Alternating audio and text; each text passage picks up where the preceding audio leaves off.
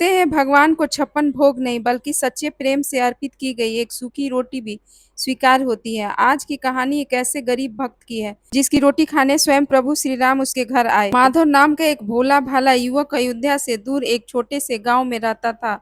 वह अनपढ़ था, गरीब था और पूरे गांव में लोग उसे मूर्ख कहकर चिढ़ाते थे।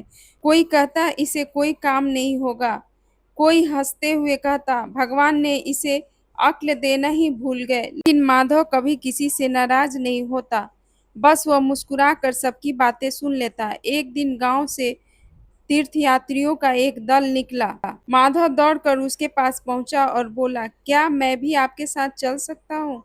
एक वृद्ध संत ने मुस्कुराकर पूछा, चल तो सकते हो बेटा, लेकिन रास्ते पर भगवान का नाम लेना होगा। माधव ने भोलेपन से पूछा, कैसे? संत बोले, बस प्रेम से बोलते रहना, श्री राम श्री राम श्री राम। माधव उसी क्षण से राम नाम में डूब गया। चलते चलते उसे भूख लगती, प्यास लगती, पैरों में छाले पड़ जाते, लेकिन उसके ओठों पर बस केवल एक ही नाम रहता, श्री राम श्री राम। संत उसे देखकर मन ही मन सोचने लगे, इतना निष्कपट हृदय बहुत दुर्लभ होता है। शाम होने पर सभी यात्री एक नदी के किनारे रुके। तभी संत ने कहा, कल निर्जला एकादशी है। माधव ने तुरंत पूछा, निर्जला एकादशी क्या होती है? संत बोले, उस दिन भगवान विष्णु और श्री राम की भक्ति में व्रत रखा जाता है। माधव ने फिर पूछा, और भगवान खाना कब खाते हैं? संत मुस्कुराकर बोले, जो सच्चे मन से प्रेम पूर्वक उन्हें भोग लगाता है, भगवान उसका प्रेम अवश्य स्वीकार करते हैं। माधव ने इस बात को अपने हृदय में बसा लिया। उसने मन ही मन निश्चय किया, कल मैं भी अपने हाथों से भगवान के लिए रोटी बनाऊंगा। अगर प्रभु नहीं खाएंगे तो मैं भी भोजन नहीं करूंगा। अगले दिन निर्जला एकादशी थी। सभी यात्री पूजा और भजन में लगे हुए थे। माधव ने पहली बार अपने हाथों से आटा गूंथा। उसकी रोटियां कहीं मोटी थी, कहीं पतली, लेकिन उनमें प्रेम की कोई कमी नहीं थी।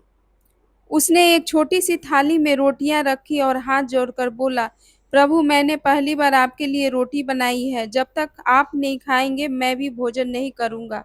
समय बीतने लगा। दोपहर शाम में बदल गई। बाकी सभी लोग अपना व्रत खोल चुके थे, लेकिन माधव अब भी भगवान की प्रतीक्षा कर रहा था। उसकी आंखों में आंसू आ गए। वह बोला, प्रभु क्या मैंने आपको ठीक से नहीं बुलाया? क्या मेरे प्रेम में कोई कमी रह गई? तभी एक वृद्ध साधु वहां आए और उन्होंने कहा, बेटा कई दिनों से भूखा हूँ, क्या थोड़ा भोजन मिलेगा? माधव के चेहरे पर मुस्कान आ गई। उसने बिना एक पल सोचे पूरी थाली साधु के सामने रख दी और बोला, बाबा यह सब आपका है। साधु ने प्रेम से भोजन किया। भोजन समाप्त होने के बाद उन्होंने माधव की ओर देखा और मुस्कुराकर बोले, माधव क्या तुमने मुझे पहचाना नहीं?